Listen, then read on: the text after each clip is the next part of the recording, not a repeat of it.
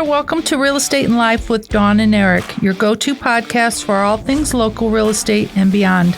I'm Dawn Olson, your friendly neighborhood real estate agent. And I'm Erik Olson, here to bring you the husband's perspective to keep things entertaining. Each week, we'll be diving into the roller coaster ride that is the real estate market, sharing insights, updates, and a few laughs along the way. From the latest market trends to the craziest stories Dawn has encountered while in the real estate business, we've got it all covered. So whether you're a seasoned homeowner or a first-time home buyer, buckle up and join us as we navigate the ups and downs of the real estate world together. Get ready for some real talk, some laughs, and maybe even a few eye-opening moments. Welcome to Real Estate and Life with Dawn and Erik. Have you noticed it's been a little slower this year than it usually is for me being busy? I think so. Well, especially the past, 2, 3, 4 years, everything was like super crazy, off the charts, bam, bam, bam, bam, bam, and making, not just like appointments, but just everything's just random slow. phone calls themselves. You know, Mm-hmm. you got services that want you to sign up with them to use their lead route or MRED or I don't even know if those are the right names, but here, use our service or we will get you all these leads for a price, Right, yeah, the cost of doing business. Which you used some over the years, which generated a lot of, which I think helped. Clients, yeah. It helped, but in the long run, it costs, like you say all the time, it costs money to run a business. Costs a lot of money to run a real estate business, actually. Yep. Yep. I don't think a lot of people realize that, especially the more you put into it, the more you're going to get out of it. You don't just sit back and wait for a phone call. You got to be proactive, You got to get it while the getting's good. And but I think you've been pretty. I'm not just saying this because I'm biased, but I see it. I witness it and see it that you're constantly. And I mentioned that you're constantly trying to do something different, stir something. Think out of the box. Just yeah. I'm not going to sit on my hands and wait for things to come to me. Yeah, it's been like that since we've been together. So I think the earliest thing I remember is from you thinking out of the box as far as how kind of current thing is now with media and stuff is I'm bringing up the old flip video cameras. It was a small camera, smaller than a smartphone, that you take videos and stuff and it records them. And Dawn was one of the first ones that started using that, and just cool. You could use it for multiple things, and like GoPro, which came later. Yep. So it's been an interesting week. I've had something really nice happen, and then I've had the one of many disappointments that comes around in real estate often, much too often. But the nice thing was I listed a property in West Kankakee by the old Dairy Queen. And we closed on that yesterday. And I was doing a walkthrough because it was vacant near the end there, and the seller was out of state in North Carolina. And so I went to check on it before we closed, make sure everything was okay. But initially, when I walked through the property, they were in the midst of a estate sale, and I noticed this little figurine, this little peacock figurine, and it was really cute. And I just happened to mention that, oh, that's really nice. I like that. And went about my way looking at the rest of the house and didn't think another thing of it. And that day, it probably was Wednesday of last week, I go to check on the house, and I go in there into the kitchen, and there sits this little peacock figurine with a note that says, "This is for you, Dawn. Thank you." And that was just the best thing. I mean, it's just things like that, being in the real estate business can be really tough. It will wear on you emotionally, patience, just everything. And it could be something as simple as that just kind of refreshes you and just gives you more just hope and mental energy to just, keep doing what you're doing because, somebody's listening, someone's paying attention, and the things that I do matter, and people, just a kind gesture to say thanks. Right. It gives you hope for society.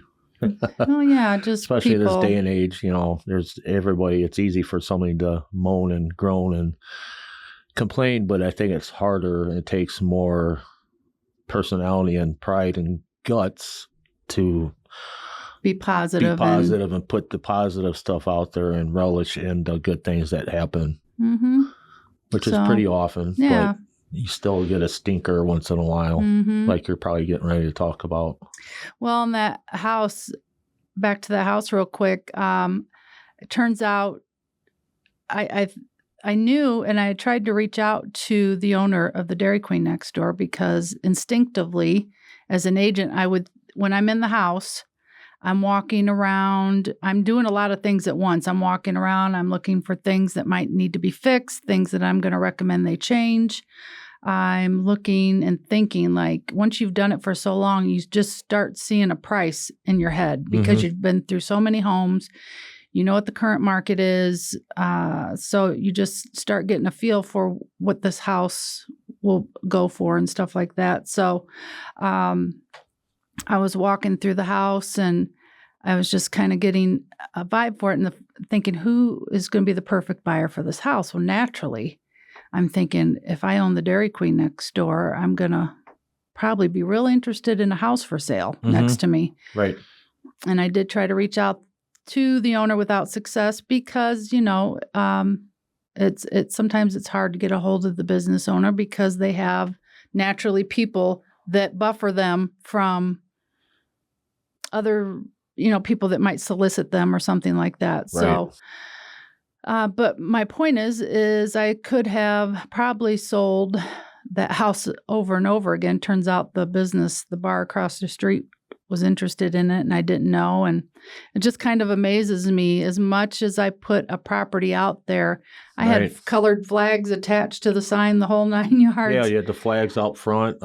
Everything but a neon sign and, And the business across the street had no idea. So that's... Yeah, so it's kind of amazing. Yeah. The lengths that I will go to market and expose a property and then so many people miss out. So, right. Yeah. So that property could have been sold many times over. It's that I'm learning more and more people were actually interested in it once they got wind of it, but it was too late. So, because like that property, like so many others, this is still a very strong seller's market in Kankakee County and beyond, but specifically in Kankakee County, it's still a very strong seller's market. If a home doesn't have too much work, but if it's especially priced correctly, it will not last. It will have an offer on it within a week or so. And if it doesn't have an offer within a week or less, then it's going to be a couple of things. It's going to either be that it may need too much work for the price that's being asked, or it doesn't need work at all and it's overpriced, or it's in a price range that's high enough that the buyer pool is smaller. So other than that, homes are going really quickly. And what used to be the fix-up price point was somewhere around $150, $175 or less. The fix-up dollar amount now is $250 or less. Anything, you would think $250. A lot of buyers are still thinking that they're going to get a turnkey home. They just go in, wipe a few things down, and move right in. That's not the case anymore. Prices of homes have gone up so much that price point for a fixer-upper has gone up as well, naturally. Wow. So, yeah.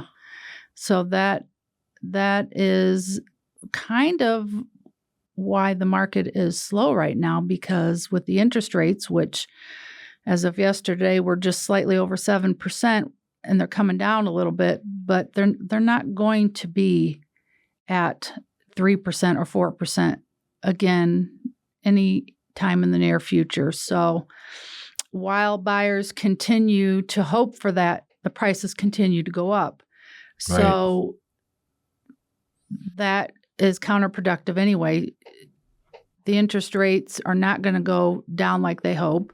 And while they're waiting and the prices go up, then it's unachievable for them to get a home when there's other ways around that and some creative ways of bringing down the interest rate and so forth. So it would be advantageous for a buyer to talk to an experienced real estate agent and especially a mortgage person that is, knows a lot about the business and the grants and the down payment assistance and so forth. And I work with a couple of different lenders like that I trust, that I've worked with throughout the years. So, so that's what's still a very strong seller's market.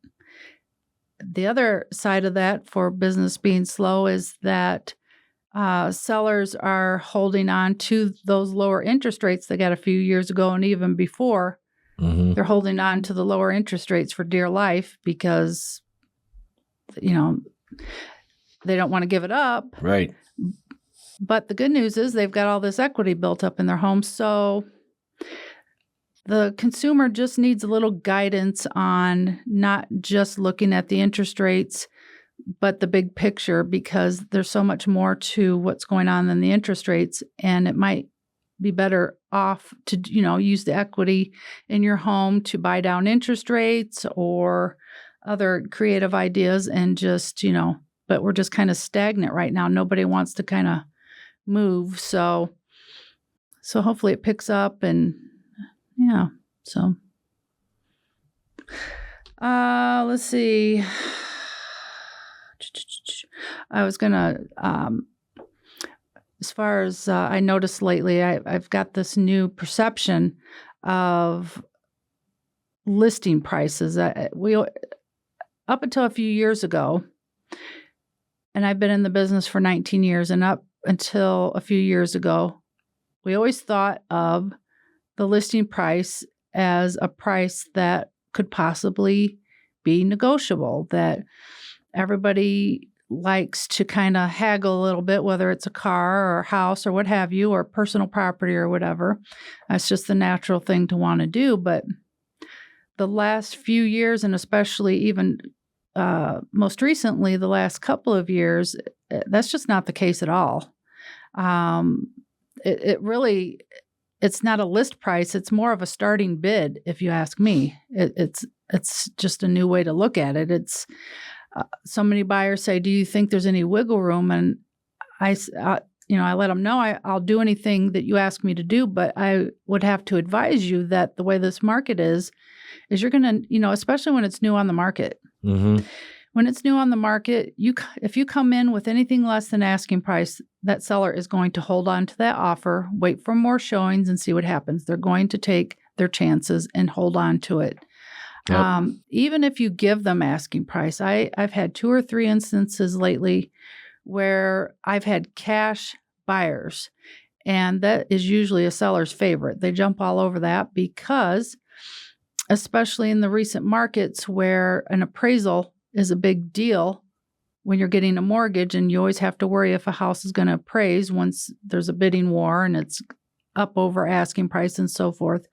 You get a cash buyer in there, that's a non-issue because with cash offers, there is no appraisal.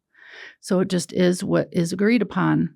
So, the idea it goes against everything a consumer thinks they should do as far as making, an offer. And for me, sometimes when the consumer doesn't know the agent, they may be skeptical about the advice that, oh, of course you want me to, offer asking price or over because that means more commission for you. So you have to just be very, it's just kind of delicate. You just have to, try to explain it the best you can. And ultimately, it's up to them what they want to do. And sometimes they want to take a chance and they lose a house. And then from there on out, they pretty much just, listen to what I have to say. But yeah, it takes learning. Takes time. So the other big thing is buyers still not understanding, especially in this market. And I'm going to say that over and over again, this market, you have to come with your A game. You have to have all your ducks in a row.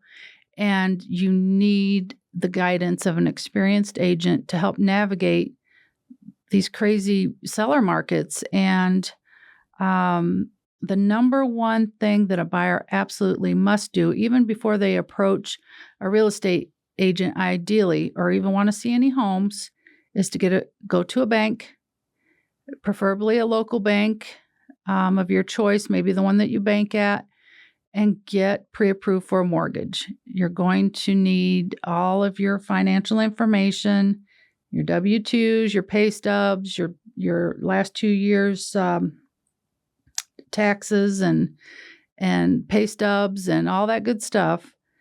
Go armed and get pre-approved. And once you have that letter, you have the freedom to now go and look at houses with confidence. You know what you can afford.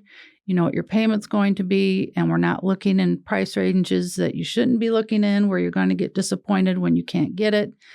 It's really getting to the point that sellers and listing agents both are just not permitting homes to be shown without the pre-approval letter. And that's about to get even more stringent. We've got a lot of changes coming up in the market with how buyers are going to be able to view homes in the future. Right. And I'm going to pause here in a moment because you're distracting me with your uninterested look on your face on what I'm saying. Change your face. It's not uninterested. It's just You're like, I hear it all the time. Exactly, and it's the truth. But you're going to have to pretend like you care. I do care. That you haven't heard it a million times. This is my podcast. Well, it's our podcast. Well, it's whatever. So cheer up. What I wanted you to go into, and you lost track, was the downside after your positive thing with the peacock, which is so cool. And there's been many other things throughout Dawn's real estate career that have happened like that. And it's like, it's that feeling, like I've done my job, and it's like a pat on the back kind of thing. Mm-hmm. Dawn doesn't look for that, but when it happens, it makes it extra, extra special and, accomplished, an accomplishment. Like, I meant that much to these people. They did this for me. Yeah, I would take that over corporate or business accolades. I would take that peacock figurine and be thrilled to have it over dozens of plaques and awards that I've gotten. I just stuff them in a drawer. Yeah. Some agents will post them all over their office walls. Mine have zero. Your office is kind of just very minimal pictures of family pictures on the desk, and that's it. There's no hoopla, accolades. There's no nothing on look the at walls. Me. No, yeah. I like to fly under the radar about that stuff, because there's one thing I learned I'll never forget is what a saying that I heard. No one cares about what you or something. No one cares about what you do unless they know that you care, or something like that. First, they want to know that you care before they know. Right. Want to know what all your accolades and everything. Yeah. So So you want me to talk about the downside of real estate? The downside of it, because it's because I see it and it aggravates you. It affects me. It aggravates me too, because I know what you put into everything that you do, whether it's one home that you've shown the person or 20 homes.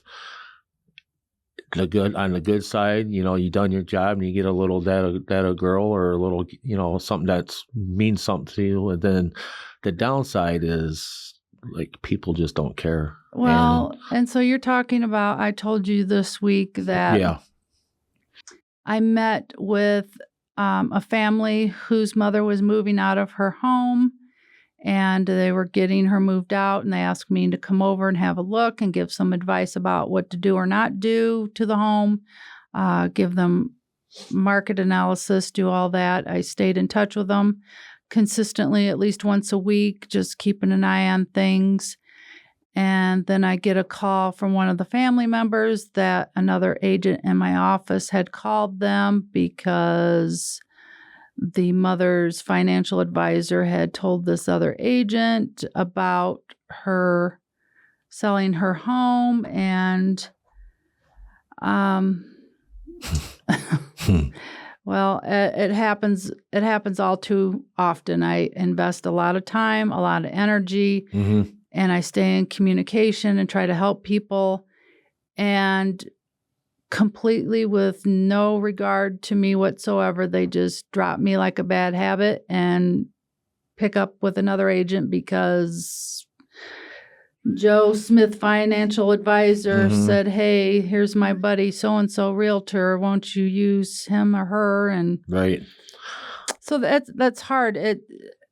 That aspect of the business of being, because I put so much into what I do and I care. Right. And to not have that reciprocated is, I do have thick skin over the years because you have to. Yeah, that's definitely. I know it bugs you just the same because I'll be, I'll sulk about it for a minute, but then it's counterproductive and I just have to let it roll off my back and just keep moving, going to the next client that's going to appreciate and value my time.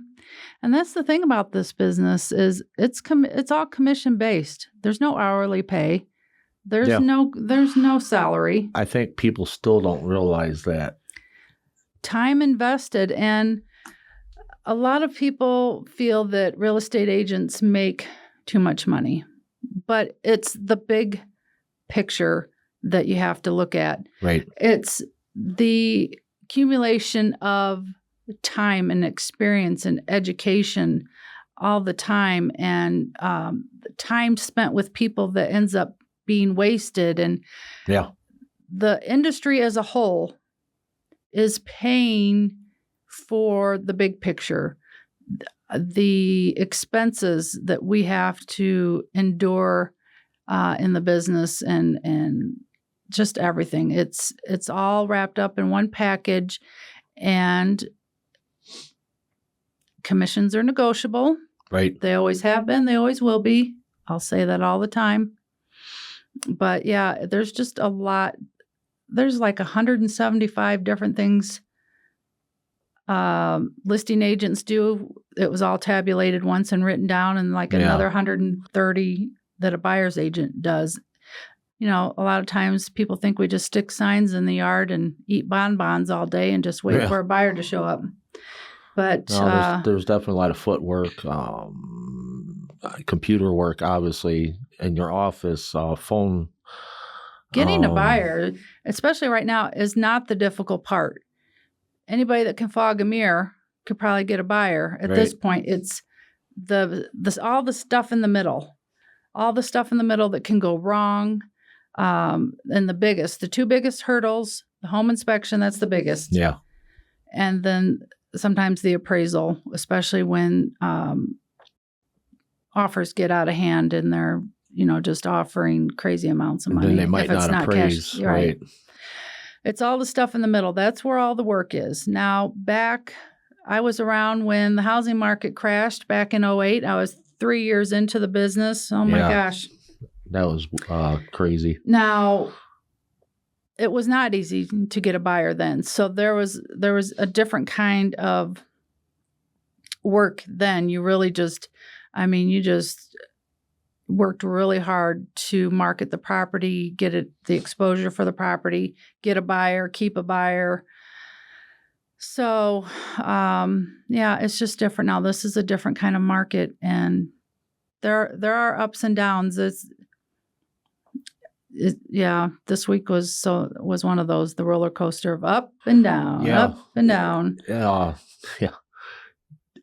And I try not to let it bug me, but it does, because I just know what she does, what Dawn does for people and stuff. And believe it or not, I used to be in sales way back, and it was about a year out of high school, I tried to sell cars at Court Street Ford, and that was an experience. I wasn't a talker.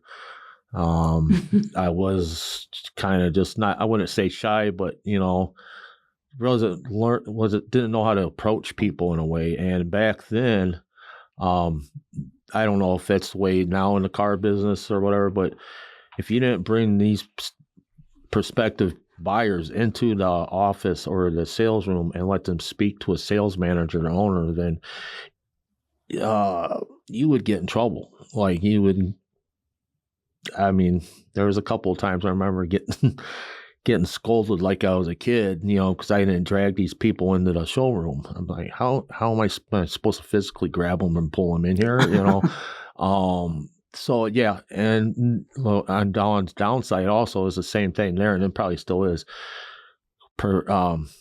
Perspective or possibly a buyer that you had talked to before earlier in the week, and you might have your day off. And they come in and somebody just sweeps them right back up, and then so it happened a couple of times to me. And it's like where sometimes I got to split the deal with the person, but most of the time it wasn't because they wouldn't tell anybody or say anything. The customers would say something, but they would just say, "Oh, I'm going to help you instead." Sales is dog eat dog. Yeah. I think no matter what industry you're in, if there's competition among your colleagues or whatever, there's multiple people in the same building. Yeah, definitely. And see, that's the difference. I would have never, and my broker and best friend, Tammy, at Coldwell Banker, she says, I said, Tammy, if the shoe were on the other foot, I would have backed off and not. Oh, and I've seen it happen before too. I'll back off and not. If I become aware that another agent has been working with this, this client, then I will respectively, back off.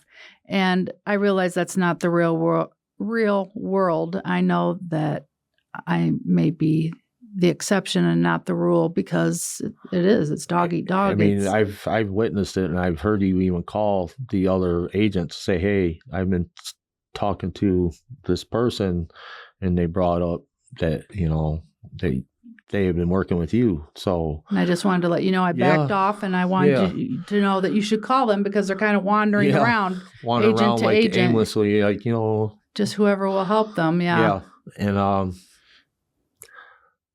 I know probably a lot of people have different impressions of anybody in sales. Like you said, they're in it for the money, which is it's a job and it's a career. But I think some of the things that she has gotten to do and people that she has gotten to meet over the years and stuff have been more fulfilling than the money. Yeah. Yeah, for sure. I get more out of it than just the money. Yes, I want to live comfortably and I want to help provide for our family and everything. Yeah. But I'm in it for the feel-good part of it. I'm here to live vicariously through my clients and their joy. I'll admit it. Yeah. I just enjoy connecting with people. I mean, your home is, your base, your sanctuary is your safe haven. Your and to be a part of helping someone select and secure their safe haven. Yep. It's an honor. It's a privilege to be a part of that. But you got to deal with the good, the bad, and sometimes the ugly part of it too. So yeah, it's not for the weak at heart. Yep, that's it. Mm-hmm. Well, coming up real quick in July, there's going to be some big changes. Buyers need to educate themselves. They need to get with an agent that's on the ball, that understands what's coming down the pipeline here. And what I'm talking about is there is a new rule, I don't even know if a law that's coming down the pipe. If you haven't heard, and you may not have if you're not in that space, But there have been some major lawsuits against the National Association of Realtors. You can read up about it. I'd suggest actually going to the National Association of Realtors website. If you go to news outlets, you're going to get spoon-fed bits and pieces that is more propaganda than anything. Stay off the news. Yeah. Go directly to the people that deal with it every day. This is what buyers need to know. Come July, it is mandated that real estate agents cannot show a house unless you sign a buyer agency agreement first. You may have just met the agent. You don't even know if you like the agent. They may not like you. It may not be a good fit. Yeah. But you're not going to see a home without buyer consultation first. Yep. Explaining to you what the agent services are. And some agents are going to be on the ball with this. Probably mostly us veterans. Some of them aren't. Some of them aren't. Some of them that were just around for the last few years thinking this was a cakewalk. Mm-hmm. That all you had to do was draw up paperwork and turn it in and get a check. It's back to the grind again. It's what us veterans already have been through, and so it's time for buyer consultations. It's no more. Though Zillow is trying to do something on their own, which goes completely against this new law. Zillow has their own touring agreement, and this goes, like I said, completely against what the Court of Law has said will be implemented in July. It's called the touring agreement, and it says this touring agreement is made by and between insert buyer name and insert brokerage name for real property located at whatever the address is. The sole purpose of this agreement is for a broker to consult with buyer regarding specific properties and assist buyer in locating and touring properties. These activities collectively constitute the touring services. In connection with providing the touring services, broker shall adhere to any and all non-waivable duties required under applicable law for real estate brokers working with a consumer in a non-agency capacity. Buyer and broker agree that they are not entering into an agency relationship, and buyer is not a client. Completely goes against. How is that possible for them to be able to do that if it's going against the law? Make it make sense, because the math ain't mathin', and it doesn't make sense, and I don't understand, because Zillow just thinks they play by their own set of rules, and like some other big companies or some other people. The Court of Law says this is how it's going to be done. And then Zillow says, but we're going to do it our way, because they're not mandated, even though they are licensed brokers now and they are competing with real estate agents and they are getting into mortgage and yada, yada. They're just going to do their own thing. It goes on to say, buyer represents that buyer has not signed an exclusive buyer brokerage agreement with any other broker. Duration of agreement. This agreement is it expires in 7 days. So basically, they want to give this to supersede anything that the law has said. I got you. Here's your pass, Mr. or Ms. Buyer. This is your pass. Get the agent to sign it. This clears you of having to commit to any agent, which a buyer may feel most comfortable with that, and I can understand that. Right. But this is not going to work. So if I was an agent and a buyer was asking me to sign that, I'd say no. I don't think I'd want to sign it. You're going to sign mine. You're going to have to sign the proper one. The proper one, yes, that follows the regulations. This is a very fluid and evolving situation. Today is May 18th, 2024, and what we're talking about now, 30 days from now or less, can be not completely, but somewhat different again. Reworded. I'm staying on top of everything as much as I can, trying to keep track of everything that's changing, because it's going from it's going from things that are being presented for change and saying that it's going to change come July. And just recently, the court system has already approved that. So it's just, there's just a lot going on. It's really important to make sure that you're reaching out to agents in your community that are on top of this, because you don't need the blind leading the blind. Right.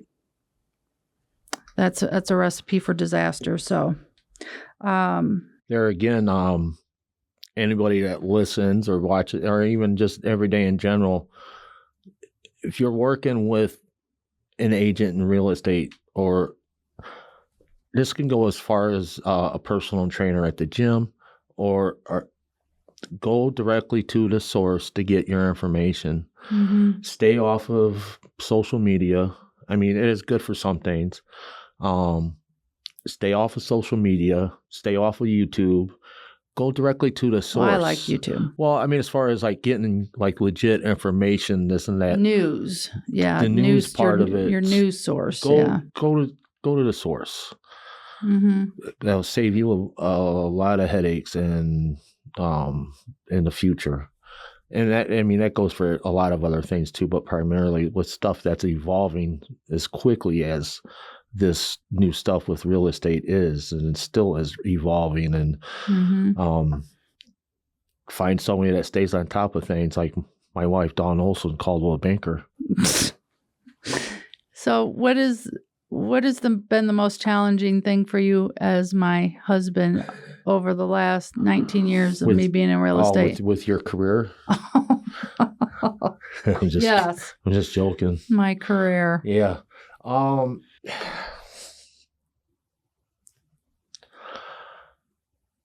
Yeah, because I know what you're doing. You're thinking hard. Carefully. No, I'm not thinking carefully. The hardest thing for me to deal with is being protective of you in situations. And I've heard a lot of phone calls over the years that she has been on, especially with other, not necessarily, other agents and or consumers lawyers, or attorneys. It's mostly the other agents and or, well, some clients too. I mean, darn right abusive to me. Yeah, I've heard some, and we've gone to. I mean, there's stories about stuff like, yeah, I'm going with you because this person is being a real, I kind of want to say something really bad, but knucklehead on the phone to my wife. I'm going with you to this appointment, and or I'm going with you to this property to get your signs. And even the kids have followed us. Oh yeah, too. Yeah, that one. Just because it's so personal, and it's so it's a part of me too. Yeah. It's a part of me too. So I take a lot of the things probably more serious than I should. But I maybe not. It's just aggressive clients. Yeah. There's where they tell you they're going to be waiting for you with your sign. Oh yeah. This guy, I know names and I remember names, and I hold a grudge for a long time with a lot of different stuff. Probably even since childhood, I still hold some grudges about some stuff. But I'm not a grudge holder. I just speak my mind and move on. I don't. It was just really interesting, just an odd thing to have to feel like I need to go with my wife to get her signs because this guy is being a real jerk. Mm-hmm. And then my daughter got wind of it, and she happened to be over in that area. And so the whole family circles the neighborhood in vehicles to make sure. And it was just getting dark out, and we pull up, and my wife's signs were by the dumpster because this guy was cleaning, whatever. So I get out and get the signs, and I see the guy walking across the yard or something. And I didn't say nothing, or whatever. And I see my daughter pull up, and she gets out, and it's just, and her fiance was with her and stuff. It's just, it's crazy stuff like that. It was just one of those clients. I bent over backwards, spit nickels. I did everything, and nothing was ever good enough. Did everything I could, and it wasn't good enough. And the people that I referred to, contractors, painters, cleaners, nobody was good. Everybody had problems. I just could not win for losing. And oh my gosh, some of them are tough. Some of them leave you just thinking, you know what? Do I really want to do this anymore? Yeah. I mean, it just gets so bad. There's been a couple of those to that borderline, like. Takes me a day or two and I'll shake it off. But sometimes it's like, there is no amount of money or anything else that is worth how abusive and ugly and unkind people can be. It's terrible. Not just in real estate, but in general. It's terrible. That's one thing that's, I think that's really kept her drive up too. Is I think unknowingly she thinks she's doing it. It's to get past those people and to keep going, to keep finding that next person, like the house by the Dairy Queen with the peacock, or the veteran that needs help filling out all his paperwork from the VA, or the young couple fresh out of, freshly married, pregnant with their first kid. And a lot of times too, which is a cool thing, which is really awesome that parents really care. Mm-hmm. And you'll have parents with their kids going through the houses and stuff, and you got dad doing the mini home inspection, and it's cool and it's a good thing, but it's cool, but I didn't plan for it time-wise. Yeah, right. You got people waiting to get in for the next show, and you got grandpa up in the attic, sticking halfway through the attic, and hopefully he doesn't fall. Because he fell through. That one guy fell through. Bless his heart. I was nervous, and Grandpa wanted to get up there and have a peek for his grandson, wanted to make sure the house was all right. And I was like, oh, please. I said, sir, sir. And then, boop, one leg comes through the roof or the ceiling. The drywall ceiling or whatever. Yeah. Yeah. So luckily, nobody got hurt. And luckily he didn't get hurt. Except his pride. A big mess. His pride and his elbow got scuffed up. But that could have been a mess. A lawsuit. You know how hard it is to get somebody out of a ceiling with one leg bent. I've been through one leg through. It's not easy. So you had to go up there and physically do it? The grandson did. And it turns out grandson was a drywaller, so he went and fixed. Perfect. Yes. Yeah, it worked out. Perfect patch job. I went over there and fixed the ceiling, but to this day, I will not let anyone go past the stairs. They could peek their head up in the attic, but do not go up there and walk around. No, you're not going to the attic, and no, you're not going down in the basement. Well, you can go in the basement, crawl space. Maybe, yeah. I don't know. You can look down there. I'd still want to let somebody go in the crawl space. You don't know. I can't come get you. Yeah, right. Yeah, I can't. I won't. An emergency retrieval team to come get them with the A-frame retractable and pull them out. Oh God. Yeah, I've been through a couple of ceilings in my life. Remember at St. Mary's when I was working for Glady Plumbing and Heating? Mm-hmm. Well, St. Mary's has that underground parking. Really, all the nuns have their parking spots down there and stuff, and that's where there's an entrance into the boiler room there downstairs by the first set of doors you go into the elevators.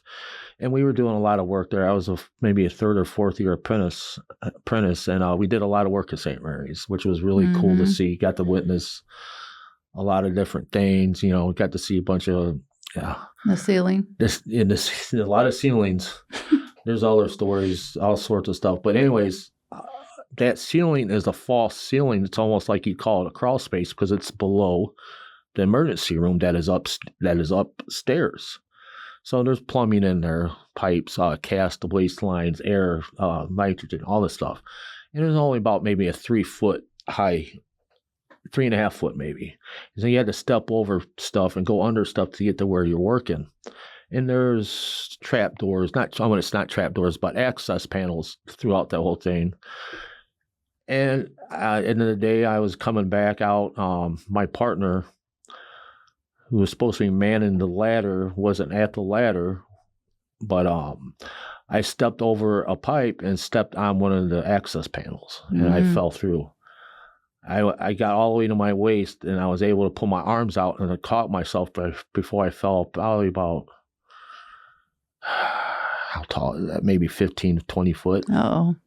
It would have been a good drop. I probably would have broke my legs if I would have fell all the way through. So I'm hanging out on the ceiling, screaming, helping, yelling for Jeff, my partner, Jeff, Jeff, Jeff. And you can hear a faint voice, Eric, where are you? You know, oh, there you are. And he had to move the ladder over to where I was at. And luckily, you know, just goofy stuff like that, you know. I thought you were going to tell a story about St. Mary's with the nun. That's another one. You're trapped in the elevator. That was scary. Elevators at St. Mary's were notorious for not working sometimes. And I was in it going down, wherever I was going up or down to go get some material, and it stopped midway between floors. So I was panicking, you know, there's a call button in there. I was you know, banging on the door, yelling, help, help, help. Didn't have a radio on me at the time, which back then I think it was the beep phones, Nextel. Yeah, beep. Nextel. So I hear this really faint lady's voice from outside the door, the closed door. Thank God. Are you okay in there? I said, yeah, my name's Eric. You know, I work for Glady. I wish I can remember her name. She was the head sister, the head nun of St. Mary's, that she's probably been there since forever. And she got a hold of the maintenance guy, but they couldn't let me out until the elevator company got there from Chicago to do all the safety and bypass and make sure everything was locked out and stuff to where I can get out without getting sliced in half, because that's oh my gosh, because it was between floors. And you know, you see on movies and stuff. Yeah, they're trying to get out, and then the elevator decides to drop, and you're half gone. of you goes. So she brought me some coffee and a bagel, and made sure I was comfortable in the stuck Not elevator. freaking out, because if anybody I was knows freaking out. You might have. Yeah, I was a little scared, but then I seen my foreman walk by, and the maintenance guy, his name was Steve. He actually worked with my grandpa Lambert, when he was a plumber, and worked on a lot of boilers there years ago. Mm-hmm.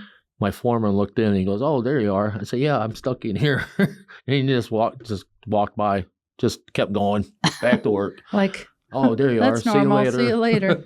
So.